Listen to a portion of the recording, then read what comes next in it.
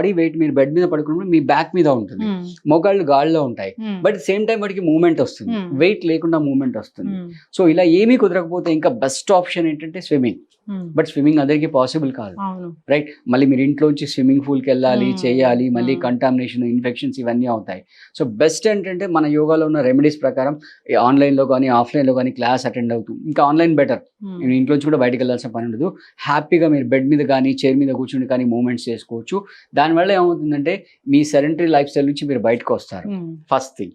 Second thing ఏంటంటే moment వస్తుంది, right? దీంతో పాటుగా మన ఫుడ్ హ్యాబిట్స్లో బేసిక్గా ఎవరైతే ఓవర్ వెయిట్, నీ పెయిన్ ఉన్న వాళ్ళు, అంటే ఈ నీ పెయిన్ రావడానికి ప్రధానమైన రీజన్ ఏంటంటే వాళ్ళు తినే డైట్లో సాల్ట్ ఎక్కువ ఉండడం. ఆ సాల్ట్ అంతా వెళ్ళి ఆ నీ జాయింట్లో డిపాజిట్ అవుతుంది, దాని ద్వారా బ్లడ్ సర్క్యులేషన్ ఆగిపోతుంది అనమాట. సో సాల్ట్ తగ్గించాలి. సో సాల్ట్ తగ్గించడానికి బెస్ట్ ఆప్షన్ ఏంటంటే మనం తినే 3 పూటలు